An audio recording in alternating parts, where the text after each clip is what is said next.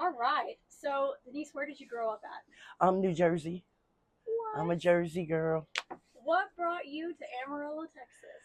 Well, just a lot of traveling as me being getting older and stuff, and then I finally had left New Jersey and came to Atlanta. And God changed my life from crack cocaine and heroin. This year is be 8 years, so I've been set free, delivered from that. So my daughter was having a complication with my second granddaughter. So my mom, she was like, it's time for you to come on to Atlanta and leave that world behind. So when I came to Atlanta, I still was on drugs, and one day we was gonna go see my daughter because I was stay the weekend at my daughter's and stuff, and it was some people fundraising on the corners in Atlanta. It's called Atlanta Restoration Ministries. So I told my mom, roll down the window. See, I didn't grow up Muslim, but my mom was Muslim. So she said, oh, those little Christian girls that they changed their life and stuff. I said, well, let me see what they talking about, because I used to do a lot of work in Jersey, and then I went to New York, and they gave me a flyer, so I read the flyer and stuff. I was like, maybe they can help me, so and then I wound up going into ministry. I wound up going in ministry in Atlanta Restoration Ministries under Pastor Vincent. He saved my life, and stuff like that. And then I just became Christian.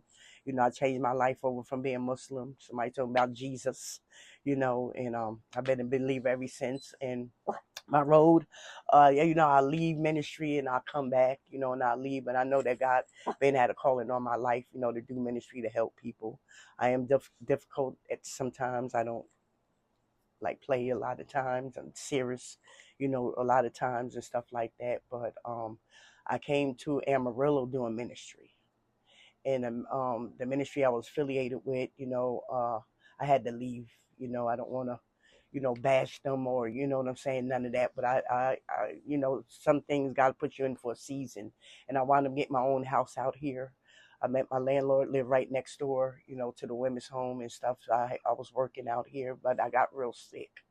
I was having brain strokes, and they found a blood clot on the right side of my brain. So I gave up my house and I moved with my daughter in Detroit.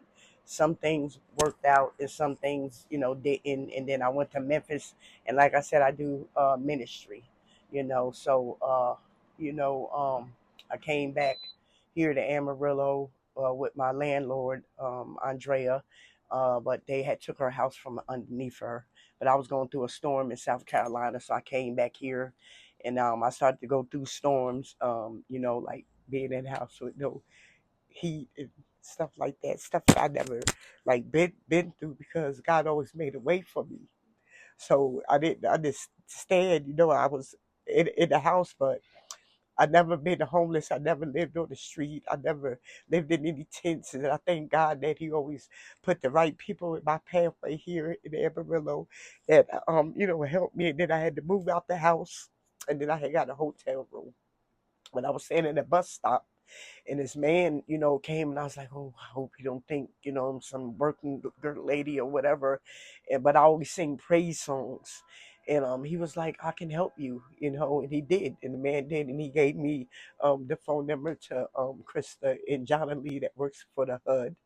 And they've been helping me ever since. I had to move into a hotel on Paramount at the Motel 6. I was there for a month and in 3 weeks until this place was ready.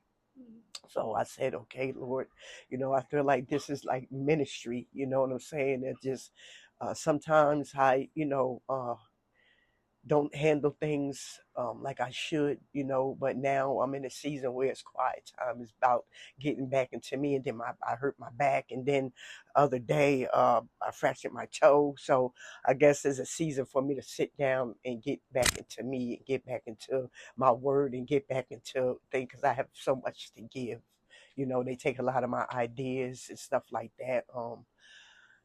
Yeah, so it's just me and my dog for right now. And I know that God's gonna bless me with a better job and not to settle for less than what I'm worth. You know what I'm saying? So I'm letting people help me, you know. Yeah. Let's back up for a minute. Well, first, isn't it funny how God forces us to rest when we don't want to listen to rest? Yes. Isn't that just, that's a fun part of life when that happens. Let's back up a little bit. What was your childhood like? How long did you live where you were at? And Okay, so I grew up in Rawway. I'm gonna say like middle class. You know, my father was a pharmaceutical scientist. He worked for Merck's company. My stepmom worked for the health department, and my biological mother was a nurse. I grew up with my sisters. Previous marriage, grew up with two sisters, but we all the same age. And we had a leather store, and had to make leather vests, leather pocketbooks, all kinds of stuff. But my father was very, very abusive. My father was a child molester. Um, my father was a martial arts specialist, master. So he taught me how to fight. So that's my mechanism, like my guard, like, fighting. I don't fight anymore or nothing like that. But I grew up and I used to run away from home when I was younger because of abuse. But I used to always just run to the police department. You know what I'm saying? Because that's why I used to just run to. And then I used to act out in school, so they labeled me as being incorrigible because they didn't know what I was going through at home. At them back them times, you didn't tell that you was being molested at school. So I used to act out and fight bullies.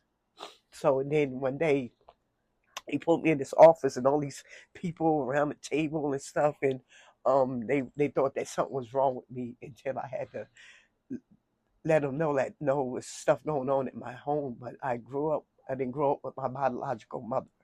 So when she heard about it, she wanted to come and get me. And she did. She came and got me and stuff like that. And I had to go into court and I had to tell them, like, what my father, used to do to me, and stuff like that. So it's like I've been on my own since I was 13. hmm, So with family, like, yeah, and then with my children, you know, um, I let them they take care of me because of, like, I didn't know if, like, it would be hereditary. You know what I'm saying? You understand what I'm saying? Like, when I've abused my kids, when I would molest my kids, you know what I'm saying? So I gave my kids away, you know. Um they know me. We cool and everything, my grandkids and some of my grandkids and stuff like that. So, I just really just lived a life of just wanting to help everybody else and take it away from me. But now I'm in a place where people want to help me. You know what I'm saying? And I'm not used to that, even though I've been in different ministries and stuff, and people try to, but their methods of some is different from others. You understand what I'm saying? So, and I'm a hard case. Sometimes because a lot of things I didn't understand, so I always question, certain things, and a lot of people don't want you to question them. It's just say yes, ma'am, or no, no, no. So I don't know. Sometimes I need to humble myself, in a lot of situations. And now, like, God has set me down, to give me more patience, because I know that I'm called to do this. I'm called to help people. I'm called to feed people. Anything, is just being groomed in the right way. hmm. You know what I'm saying? Do Yeah. you speak to your siblings? Um, no, no. I used to talk to my brother all the time, but for the last 3 years, I think he fell back into addiction. He lives in Brooklyn. So I think he fell back into addiction. Nobody really, they see him, but they don't see him. You know what I mean? You know what I mean? So, and my sister Marcy, no, I don't talk. That's my biological sister. I talk more to as my stepsister, Lisa, like here and there, or my stepmom. My mom passed away, so yeah. So you mentioned that whenever you had children, um, how old were you whenever you first had them? And My first child, first time I ever said at sex, I got pregnant. I was 18, and I had my oldest daughter, Jathea. And then the rest came after. You know what I'm Were you saying? That living in Amarillo at that time? no, no, I'm from Jersey. So it was in Jersey up Jersey, there. yeah, Is that where they live? yeah. No, yeah, some live in Jersey and one live in Atlanta, in outskirts of Georgia. So were they adopted out, No, or okay, so my son Kevin was adopted when he was a baby. You know what I'm saying? He's two of my sons went to the same adopted mother, and he still have contact with her. I'll tell her him to tell her I said hi, thank you. You know what I'm saying, and stuff like that. He doesn't hold anything against me. He said he don't know my life. They still love me. They forgive me. It's just me of me being such a loner, sometimes I don't know how to come to them. do you feel like if you were to go to them, like you would be judged? No, they don't judge me or anything. It's just I don't know. It's just me being such a loner all my life. You know what I'm saying? Like in certain aspects. You know what I'm saying? Like me and my daughter Jathia, like we're cooler than the rest of them. The saying. Me and my daughter Jathia is more closer, like than like the rest of my kids. The saying is like when God see like fit, when it's his timing, even though I talk to them on Facebook and we talk and this and that, but when it's his timing that we all get together one day. What was life like without them and going through the addiction process, like living in it? Like, what was your life like? What would every day look like for you? Well, I used to boost. I never sold my body for anything. I used to get little jobs and stuff like that, but I used to boost. I used to steal cars. I used to fight, rob you, that was just my life, on a daily basis. I used to sniff heroin, and that was a substance that told you what to do. It was a substance that you had to wake up and you had to sniff that powder for you to function. You know what I'm saying? And sometimes I got locked up. I've been to prison. Um, yeah. What was the turning point for you? Well, I just got decided. Like, I met this lady, this guard in prison, and she knew that I used to like to write, and I used to write a lot of poetry. And she's signed me up for this program called American I Can, and it dealt with Martin Luther King's son and Coretta Scott. And I was the third person that won.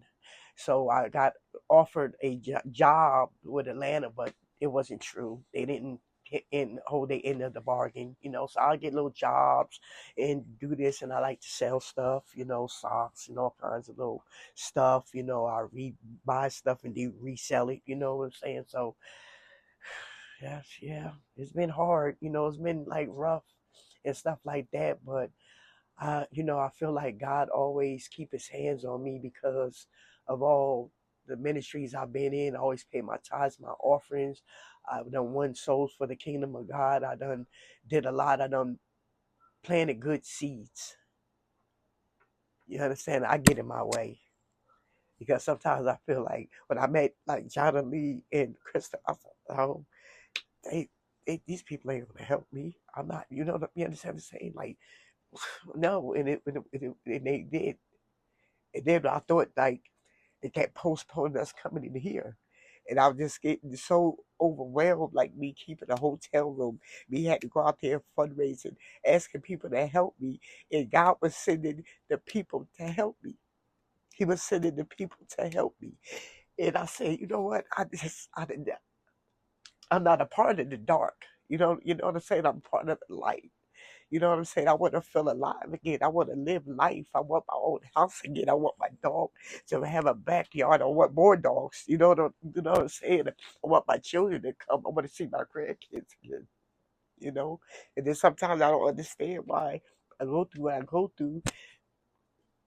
And then I do, because I'm not gonna settle for certain things, especially dealing with ministry. That's what my life consists of, like ministry. And some pastors are trying to come on to you, and that's what happened to me. The pastor came on to me, and I packed myself and I left. And that's when I went to South Carolina. And then you're thinking that you got friends that's really cut for you, that want to see you doing better because you want better and you trying to show them, but they don't want to see you like that. So I have to move around.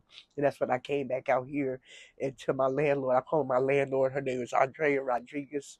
If it wasn't for her, and I wouldn't know where I would be here in Amarillo.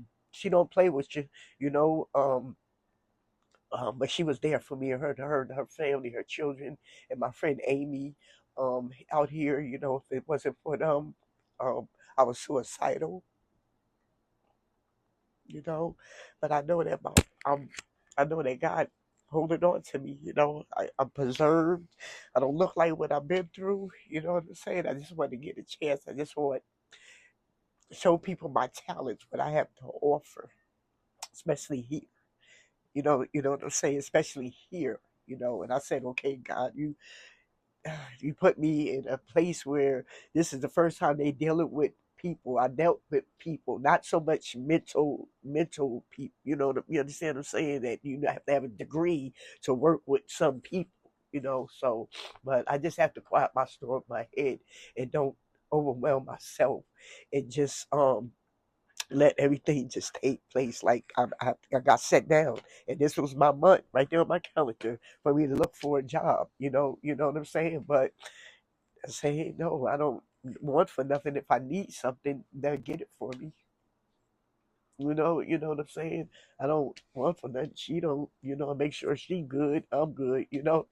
So, but I know that I'm gonna do great things here. I know that I'm gonna be a success story of me moving into my own house and me having a good job and me coming back here doing my community service. You understand what I'm saying? It's not the contract. I try to do that, but yeah. One of the things that really isn't talked much about is like childhood sexual assault and molestation and stuff. Um, what what would you say to someone who also had gone through something similar or the same thing as you, but they're still finding themselves really struggling? You have to find that one person, somebody that you can really go to and really talk to them. You know what I'm saying? Because now it's worse. It's worse, sir. You're not alone. You know what I'm saying? Like my voice might help somebody else. You have to go and you have to expose it. Don't matter if it's your daddy, your mama, your grandmother, or nobody. You know what I'm saying? Don't be afraid anymore. You know what I'm saying? Don't let somebody silence your voice. Don't make somebody make you feel that you're not worthy of who you are as a woman, a queen, or whoever. Don't let somebody dictate who you are. You know what I'm saying? Because that can have an effect. Like it affected me. It affected me bad. Like I've been celibate for going on 8 years. And then we find like somebody that want to be your daddy or something. No, try just always go get help. Go get help. Pick up something, beat them up. I don't want to be all violent. You know what I'm saying? But just go to somebody and ask somebody that this is going on. If you're in school, you're a kid, you go to a teacher, you go to one of your friends' mom or anybody. You understand what I'm saying? Or write a note, or you can just write a note and throw it on your teacher's desk. What if they're too embarrassed to say anything? Then you can't be embarrassed because it's not your fault. It's not your fault. It's their fault because of the person they are. So don't be embarrassed. Don't, even if somebody say, "Oh, if you say something, I'm gonna kill you." Okay, well, then kill me. Then you know what I'm saying? Because I'm gonna expose you. I'm gonna expose you. It have to be exposed. These people have to be exposed. And I exposed my father.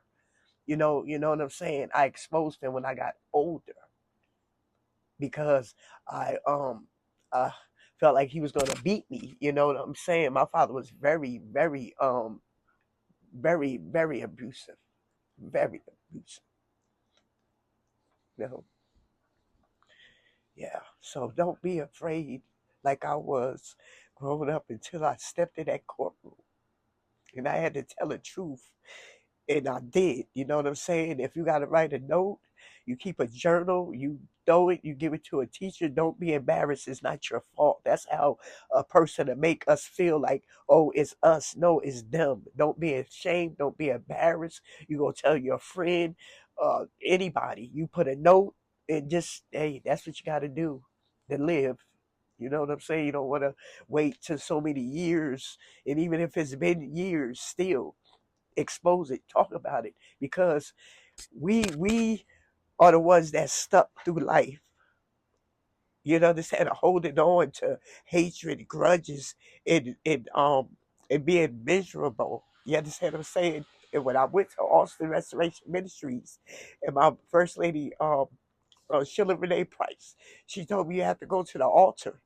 You have to go to the altar, and you got to let that go because them people is living their life while we damaged, but we don't have to be damaged anymore. You understand what I'm saying? You have to talk about it, write about it.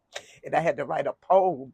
I went to the altar, I was praying, and sometimes we'll take the wheel back. You know what I'm saying? But one day, I forgive my father. You understand what I'm saying? I forgive him. I had to for me to live. And then when I forgave him, I began to live. It was like something just dropped off my shoulder. But I wrote a poem. It was like every Wednesday we had women's night and certain subjects you dealt with.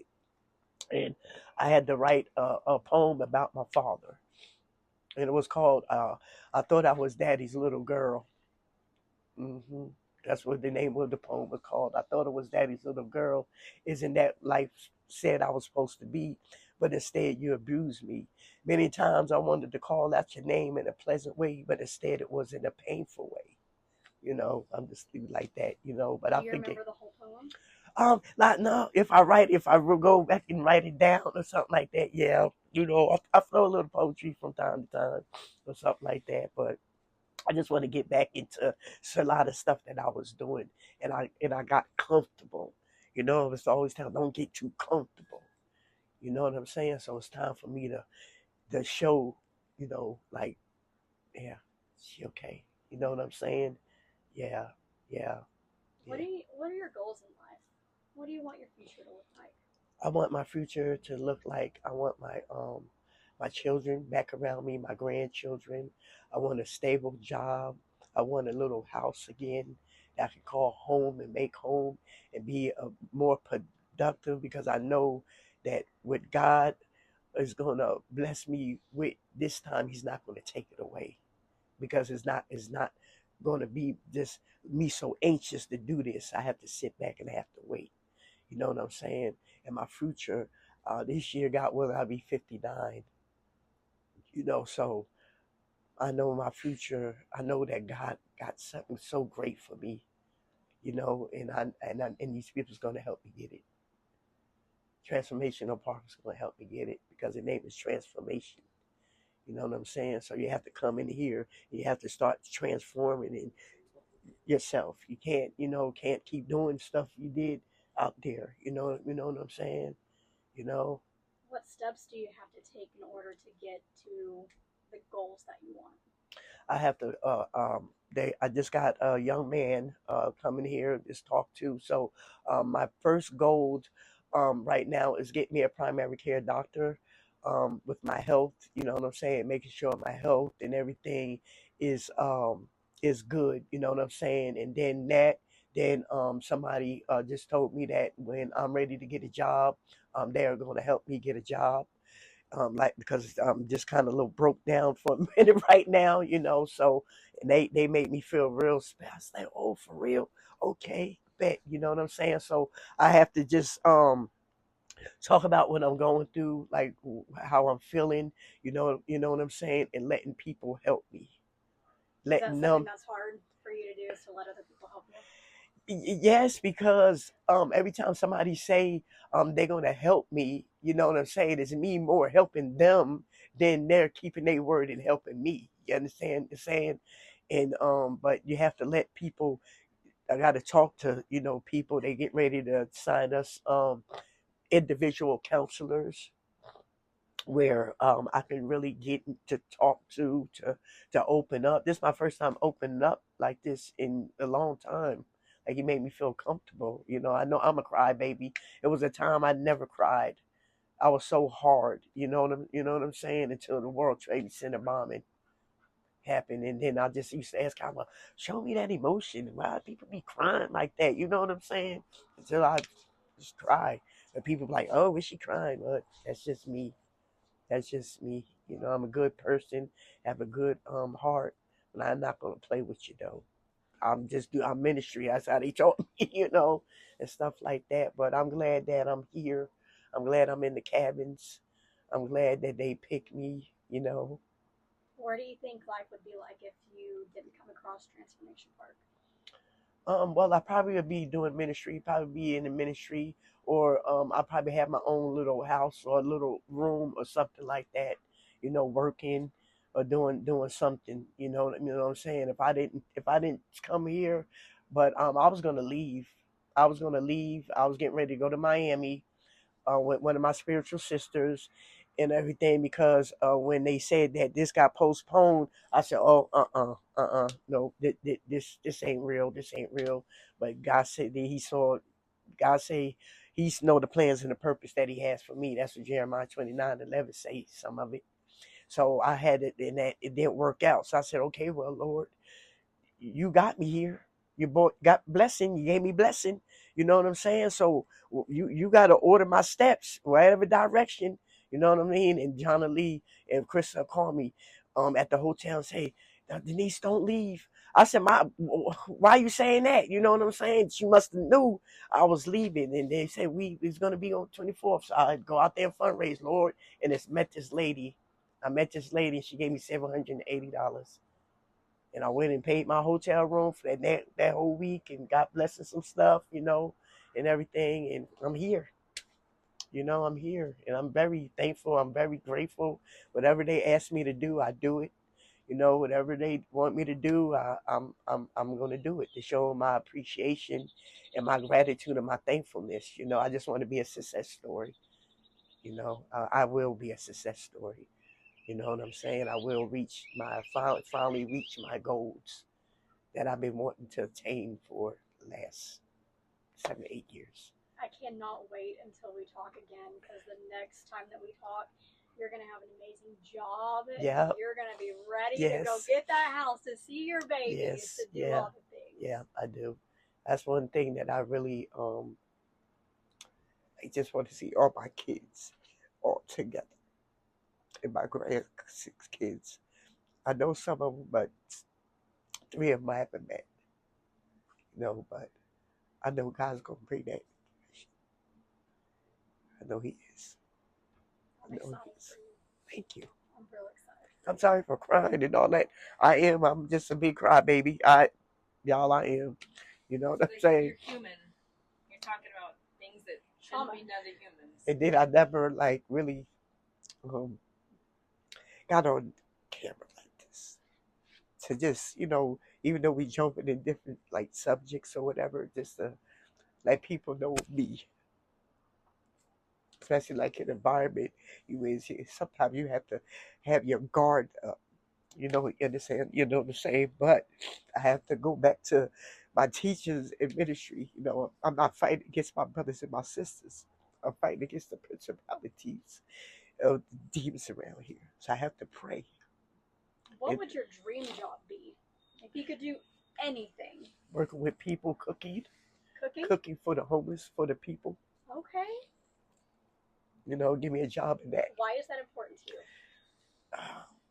Because when I was in Jersey, um, Penn Station, that's where a lot of homeless people. When I was younger, I was like in my 20s, 18, 19.